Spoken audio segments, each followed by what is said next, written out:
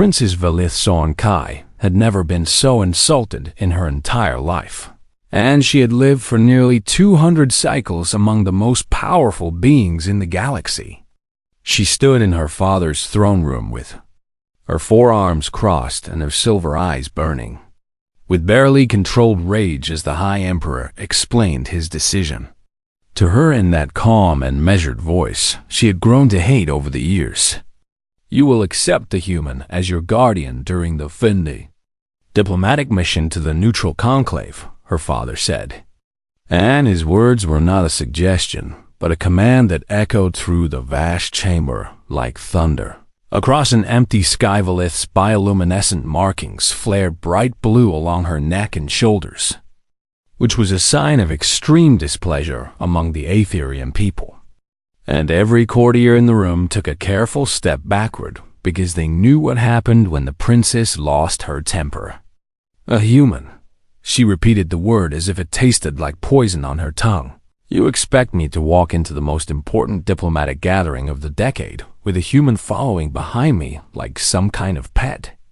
The High Emperor did not react to her outburst because he had seen many such displays over the centuries, and he simply gestured toward the far door where a figure stood waiting in the shadows.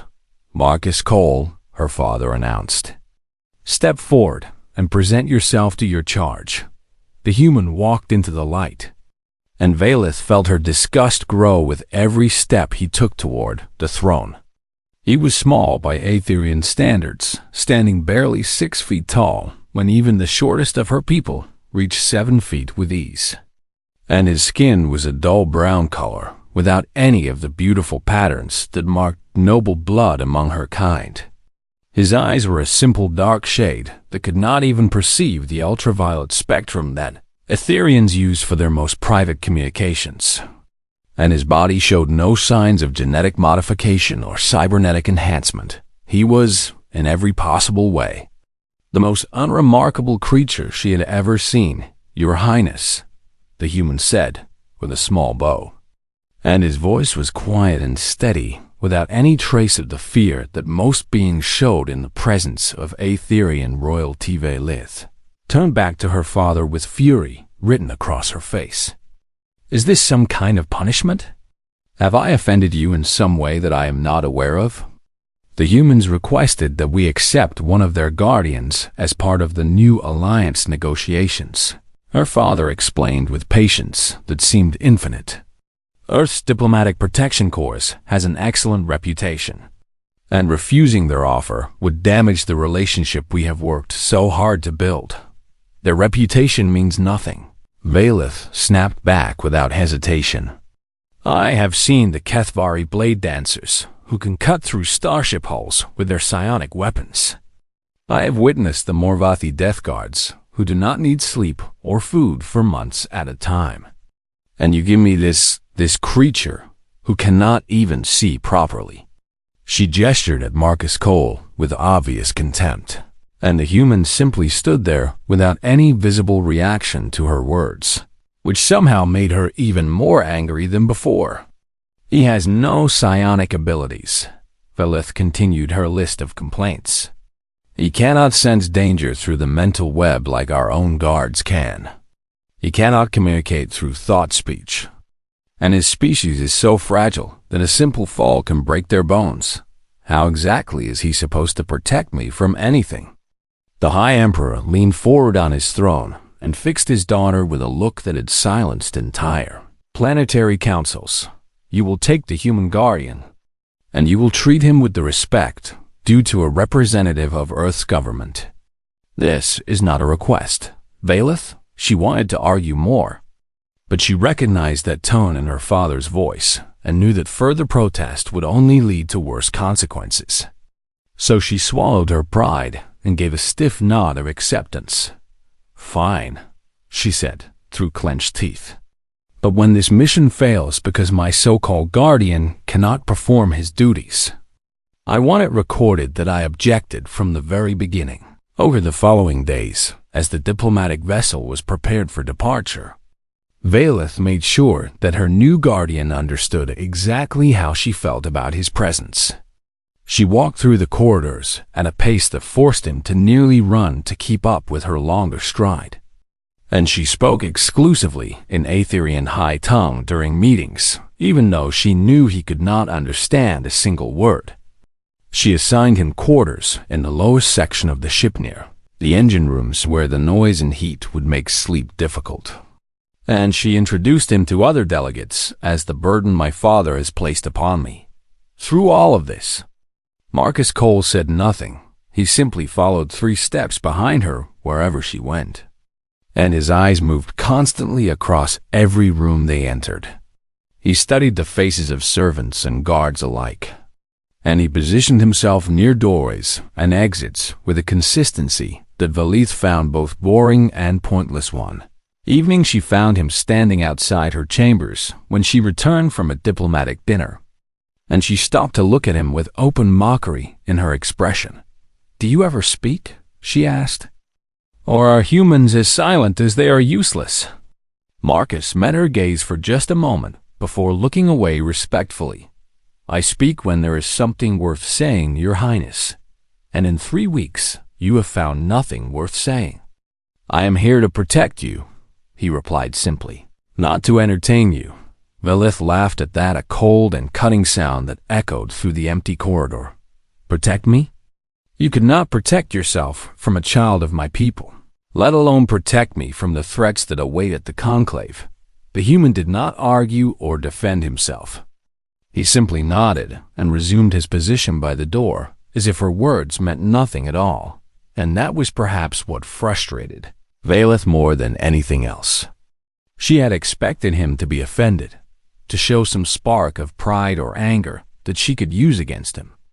But Marcus Cole was like water flowing around a stone. He simply accepted her insults and continued with his duties as if nothing had happened. She dismissed him from her thoughts as she entered her chambers and prepared for sleep, never knowing that while she dreamed of her future triumphs, her human guardian stood watch through the long night hours with eyes that saw far more than she had ever imagined. He was watching and waiting, because that was what humans did best, and the galaxy had not yet learned to fear the patient ones. The diplomatic starship Convergence carried representatives from 17 different species across the vast emptiness between stars, and Princess Valith had made it her personal mission to compare her guardian to every other security detail on board.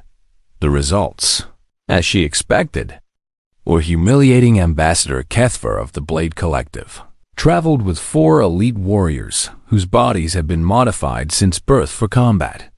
Their skin was covered in scales that could stop plasma fire, and their hands could generate psionic blades sharp enough to slice through the reinforced walls of a warship without any effort at all. When they walked through the corridors of the Convergence, other beings moved aside with obvious fear and respect in their eyes. The Morvathi delegate had brought 12 death guards, who stood perfectly still for hours at a time without blinking or breathing. They had been engineered in genetic laboratories to require no sleep and very little food, and their reflexes were so fast that they could catch a laser bolt out of the air if they needed to. Their pale skin and empty eyes made them look like ghosts from some ancient nightmare. Even the minor representative from the dust colonies had impressive protection in the form of a swarm of combat drones that lived beneath his scales and could emerge in seconds to fill the air with deadly firepower. And Valith at Marcus Cole, she watched him during a Bullier state dinner that was held in the Great Hall of the Convergence, where crystal chandeliers floated overhead and the finest foods from a dozen worlds covered the tables. The Kethvari warriors were putting on a demonstration of blade dancing, which was an ancient art form that combined deadly combat with beautiful movement. Their psionic blades hummed through the air in patterns that left trails of light behind them, and the assembled diplomats watched with amazement as the warriors spun and leaped and struck at invisible enemies. It was a display of power and skill that left no doubt about what would happen to anyone foolish enough to threaten Ambassador Kethvalvalith glanced over at her own guardian and felt a fresh wave of embarrassment wash over her. Marcus sat at the far end of the table in simple dark clothing that made him nearly invisible among the colorful robes and uniforms of the other species. He was eating something bland and drinking only water, and his dull human eyes moved slowly across the room without any apparent interest in the spectacular show that was happening before him. She could not take it anymore. "Can you do anything?" she demanded as she leaned toward him with irritation clear in her voice. "Do you have any skill at all? Or are you simply decoration that my father has forced upon me?" Marcus turned his attention to her and seemed to consider the question carefully before answering. "I can wait, Your Highness." "Wait." Valith repeated the word as if she could not believe what she was hearing. "That is your great skill? That is what humans bring to the galaxy, the ability to wait?" "Yes," he said simply. "Humans are very good at waiting." She laughed at him then, a sharp and mocking sound that drew curious looks from nearby diplomats. "The Kethvari can generate blades from pure thought. The Morvathi do not need to sleep, and humans can wait. Truly your species is the most impressive in all the known systems." Marcus did not respond to her sarcasm. He simply returned his attention to the room and continued his slow study of the faces and movements around them. What Valith did not notice was that her guardian had already counted every entrance and exit in the Great Hall, and he had calculated the exact time it would take to reach each one from their current position. He had observed that Ambassador Kethvar's third warrior favored his left leg slightly when he turned, which suggested an old injury that had not healed properly. And he had noted that two of the servants working tonight were new to the rotation and moved with the careful precision of people who were used to more dangerous work than carrying plates. He had watched how the Morvathi Death Guards positioned themselves to cover each other's blind spots, and he had memorized the patrol patterns of the ship's security teams. He knew which delegates had brought hidden weapons despite the rules against such things, and he had identified 3 different escape routes that would work, even if the main corridors were blocked. But Valith saw none of this because she was looking for the obvious signs of power that she had been raised to respect. She wanted psionic abilities that could be measured and genetic modifications that could be seen and weapons that could be displayed. She did not understand that the most dangerous predators in the universe were often the ones that did not look dangerous at all. Marcus Cole had learned his trade on a world where humans had spent millions of years being hunted by faster and stronger creatures. He came from a species that had survived not through natural weapons, but through patience and planning, and the ability to wait for exactly the right moment to strike. His ancestors had chased prey across endless plains until the animals collapsed from exhaustion, and they had set traps and ambush that required days of silent waiting. They had learned to read the movements of other creatures and predict what they would do before they did it. And they had become so good at these skills that they eventually conquered their entire planet. The galaxy's great predators announced themselves with displays of power because they wanted their enemies to know what they could do. They showed their weapons and demonstrated their abilities because intimidation was part of how they survived. But humans had learned a different lesson on their harsh and competitive world. They had learned that sometimes the best weapon was the one your enemy never saw. Cunning Violet finished her meal and rose to leave the great hall, with Marcus following 3 steps behind as always. And she did not bother to look back at him because she had already decided that he was worthless. He was furniture that walked and breathed, nothing more than a burden she had to carry until this mission was complete. She never noticed that his eyes lingered on the 2 new servants as they left, or that he had positioned himself between her and the darkest corner of the corridor. She did not know that Marcus Cole had already identified 3 separate threats to her life and was quietly preparing for the moment when those threats would reveal themselves. because he understood something that the princess had not yet learned. The quiet ones were always watching, and when they finally moved, it would already be too late for anyone to stop them. The neutral conclave was the largest space station that Princess Velith had ever seen, and even she had to admit that it was an impressive sight as the convergence approached through the darkness of space. The station hung at the intersection of 12 different territorial boundaries, like a massive wheel made of light and metal, with spokes that stretched outward for miles in every direction, and a central hub that could hold a small moon inside its vast interior. Ships from hundreds of different species docked at its outer rings, and the lights of countless windows sparkled like stars against the black emptiness that surrounded it. This was where the most important deals in the galaxy were made, where old enemies met to negotiate peace, and new alliances were formed over expensive meals and secret conversations. It was also a place where grudges were settled quietly, and where fortunes changed hands in the shadows. Between one heartbeat and the next, it was the perfect place for HFY Stories. Assassination Vacious' mission was simple but delicate. She needed to negotiate passage rights through the Aetherian Veil for 3 non-aligned species who had been requesting access for decades.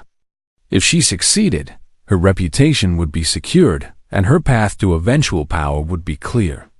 But if she failed, her father would be embarrassed before the entire galaxy, and if she died, there would be war. Someone wanted that war very badly. Marcus Cole noticed the signs within hours of their arrival at the station, and his careful observations painted a picture that grew darker with every passing day. A maintenance worker in the lower corridors watched the princess for too long whenever she passed, and his eyes had the flat emptiness of someone who had killed before and was ready to kill again.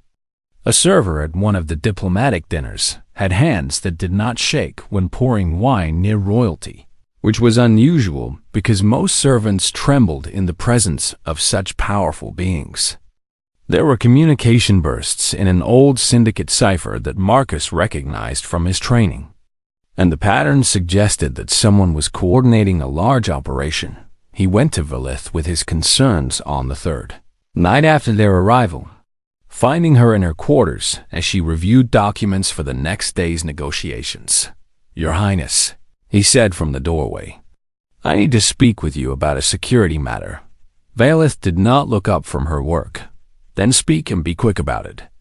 "I believe there are people on this station who intend to harm you," Marcus said directly. "I have observed at least 4 individuals whose behavior suggests they are professionals waiting for an opportunity to strike." The princess finally raised her silver eyes to look at him, and her expression was one of tired annoyance. "You see shadows, Guardian. This station is one of the most secure locations in the galaxy, and the Conclave's own security forces monitor everything that happens here. Security systems can be bypassed," Marcus replied, "and the people I have observed know how to avoid detection."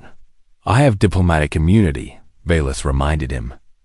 "Attacking me would mean war with the Aetherian Empire, and no one wants that."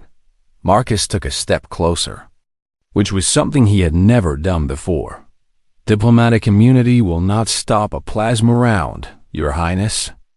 And there are forces in this galaxy that would benefit greatly from a war between your people and others." Velith set down her documents and studied her human guardian with new attention, because there was something in his voice that she had not heard before, a quiet intensity that seemed out of place in such an unremarkable creature. "And what would you do against such a threat?" she asked with the familiar mockery returning to her tone. "Would you wait at them until they surrendered? Would you bore them to death with your silence?" "I would do whatever was necessary to keep you alive," Marcus answered simply. She laughed and waved her hand to dismiss him. "Go back to your watching and waiting, human. I have real work to do, and I cannot waste my time on imaginary dangers that exist only in your limited mind." Marcus did not argue further because he knew it would be pointless, but he also did not leave. Instead, he moved to a position near the window where he could see both the door and the princess. And he stayed there through the long hours as she worked. Velith ignored him as she always did. But some small part of her noticed that he seemed more alert than usual. His eyes moved constantly between the door and the windows, and his body was positioned in a way that would allow him to move quickly if needed. She pushed the thought aside and focused on her negotiations that night. The station's security network experienced a 13-second blackout that affected cameras and sensors throughout the diplomatic quarter. The administrators called it a minor glitch caused by a software update, and they assured all the delegates that everything was functioning normally. Again, but Marcus Cole knew better. 13 seconds was exactly enough time for a skilled team to move through 3 security checkpoints without being recorded. It was enough time to plant surveillance devices or to test response protocols for a larger operation. It was the kind of precise timing that only came from professionals who had done this many times before. He did not sleep that night or the night after, and he began to carry himself differently. His movements became more deliberate, and his eyes grew harder with each passing hour. Velith noticed none of this because she was focused on her diplomatic victories, and the negotiations were going well. She was proving herself to be as skilled as she had always believed, and the other delegates were beginning to show her the respect that she deserved. She had no idea that she was being hunted. She did not know that 12 assassins had already arrived on the station, or that they had been watching her for days and learning her routines and identifying the weaknesses in her security. She did not know that these were the same people who had killed governors and generals and even a minor god of the Yith Collective. And she certainly did not know that her worthless human guardian had identified every single one of them. Marcus Cole stood in the shadows outside her door and waited, because he knew that the attack would come soon, and when it did, he would be ready. He had been preparing for moments like this his entire life, and he would not let them take her without a fight that would be remembered for generations to come. They came at the 3rd hour of the artificial night cycle, when the corridors of the diplomatic quarter were empty, and the station security teams were at their minimum strength. 12 assassins moved through the darkness like ghosts, their bodies wrapped in personal cloaking fields that bent light around them and made them nearly invisible to the naked eye. They carried molecular-edged blades that had been designed to bypass energy shields, and their genetic modifications made them faster and stronger than any natural creature in the galaxy. These were syndicate killers, the most feared assassins in known space, and they had never failed to complete a contract in their entire history of blood and death. They had murdered planetary governors in their beds and generals in their command centers, and they had even killed a minor god of the Yith Collective who had thought himself immortal. Tonight, their target was Princess Velith Soankai, and they expected the job to be easy. The Aetherian princess had only one guardian, a human from Earth's protection service, and their intelligence reports had confirmed that humans were among the weakest species in the galaxy.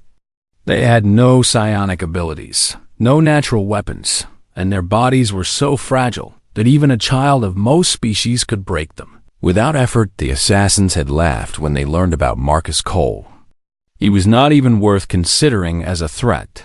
The first killer phased through the wall of Velith's quarters, using technology that allowed him to pass through solid matter for a few seconds at a time, and he emerged into the darkness of the sleeping chamber with his blade already raised for the killing. His eyes adjusted to the dim light, and he saw the princess lying in her bed just a few feet away, completely unaware of the death that was coming for her. He took one step forward, and then something moved in the shadows to his left. Marcus Cole had been waiting in the corner of the room for 6 hours without moving, and he had positioned himself in the one spot that the assassin's entry point would not allow him to see. He had known they would come through the wall because that was the only approach that avoided the sensors he had secretly placed near the door. And he had prepared accordingly. The first assassin died without making a sound. He did not even see the human move. One moment, he was stepping toward the bed, and the next moment there was a hand on his chin and another on the back of his head. And then there was a sharp twist and the soft crack of vertebrae separating. The body had not yet hit the floor when the second assassin came through the wall. Marcus was already turning, and his hands found the falling blade of the first killer and redirected it into the chest of the second. The molecular edge sliced through armor and flesh and bone without any resistance. And the assassin looked down at his own weapon buried in his heart with an expression of complete surprise before collapsing. The third and fourth assassins came through the door that they had silently unlocked, and they expected to find their brothers standing over a dead princess. Instead, they found a human waiting for them in the darkness. Marcus moved like water flowing through rocks, and his body seemed to know exactly where each attack would come from before it arrived. He ducked under a blade that would have taken his head and drove his elbow into the throat of the third assassin, with enough force to collapse the windpipe. And in the same motion, he grabbed the wrist of the fourth and twisted until the bones snapped and the blade fell. Free. The fourth assassin tried to scream, but Marcus was faster, and a palm strike to the temple ended his life before any sound could escape. Avileth woke to the sound of bodies hitting the floor, and her eyes opened to a nightmare scene that her mind could not immediately understand. Shadowy figures were pouring into her room from every direction, and in the center of the chaos was her human guardian, moving with a speed and precision that should have been impossible for such a weak and limited species. The fifth assassin swung his blade in a wide arc that should have cut Marcus in half, but the human was not there anymore. He had dropped low and swept the assassin's legs out from under him, and before the killer could recover, there was a knee on his chest and hands around his throat. 6 and 7 came together, coordinating their attack in a pattern they had practiced 1,000 times. And Marcus somehow knew exactly what they were going to do. He moved between their blades like a dancer, and his hands struck with devastating accuracy at eyes and throats and the vulnerable places where armor did not protect. They tried to use his cloaking field to disappear, but Marcus tracked him by the sound of his breathing and the slight distortion in the air where light bent around his body. The assassin died, still believing he was invisible. 9 and 10 attempted to reach the princess while their brothers kept the human occupied, but Marcus had positioned himself to block any path to the bed. He killed 9 with a blade taken from one of the fallen and broke 10's neck with a technique that used the assassin's own momentum.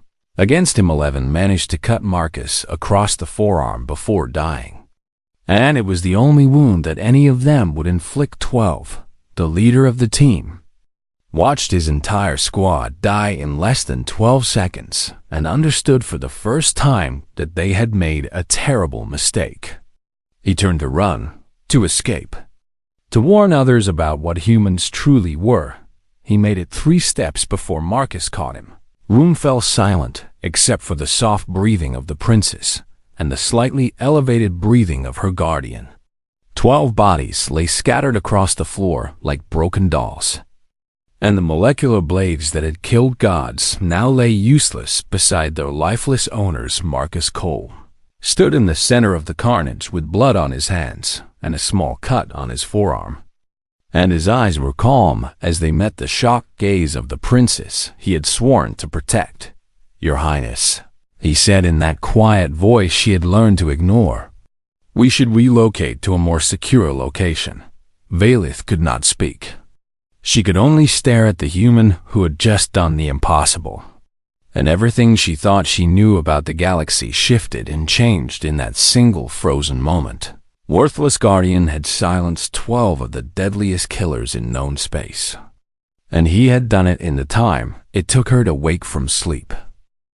The aftermath of the attack sent shockwaves through the entire neutral conclave as security teams flooded the diplomatic quarter and investigators from a dozen different species arrived to examine the bodies of the fallen assassins.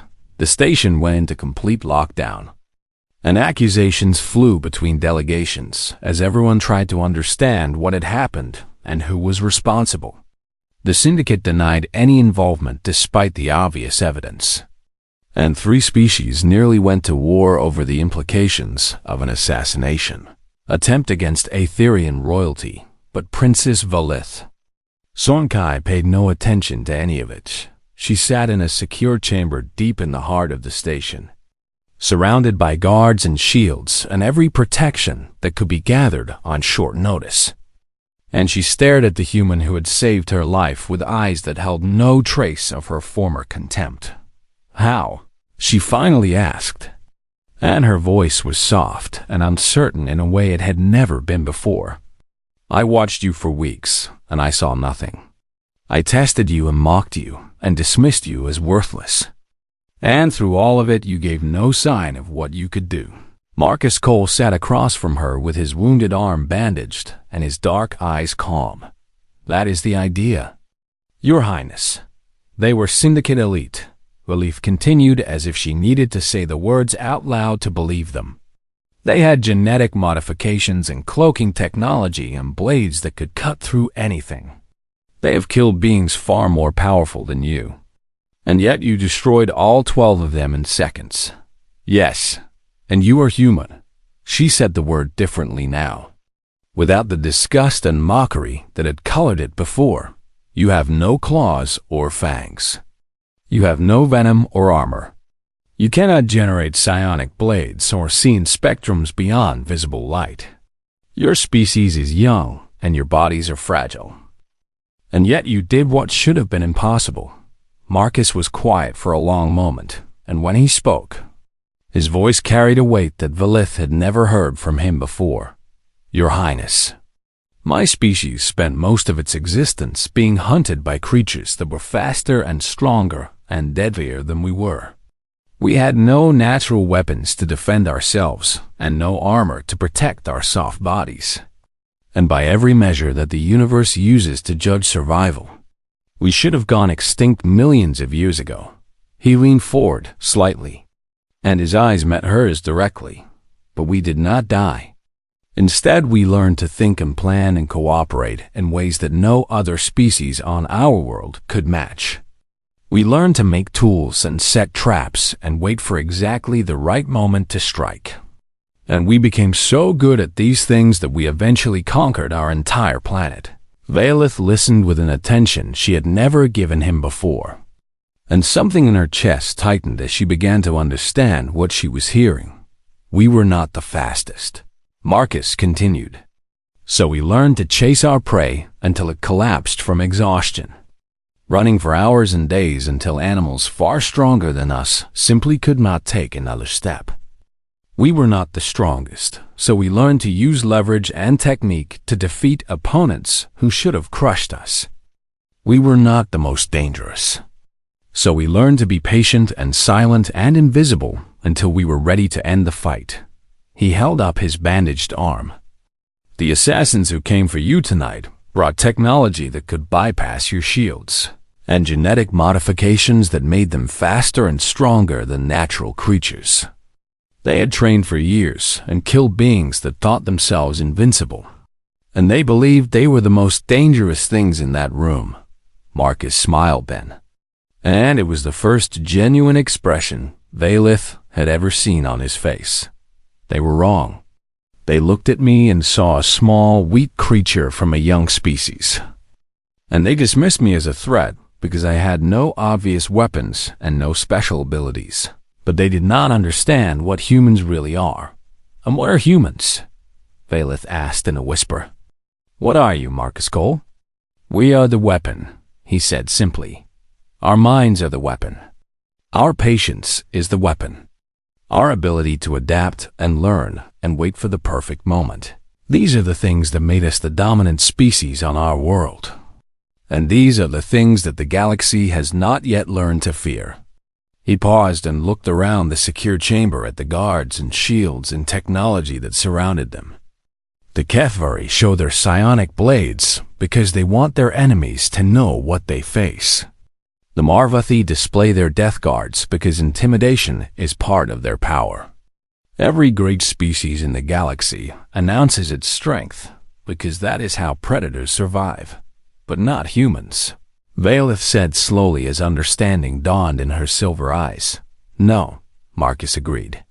Not humans.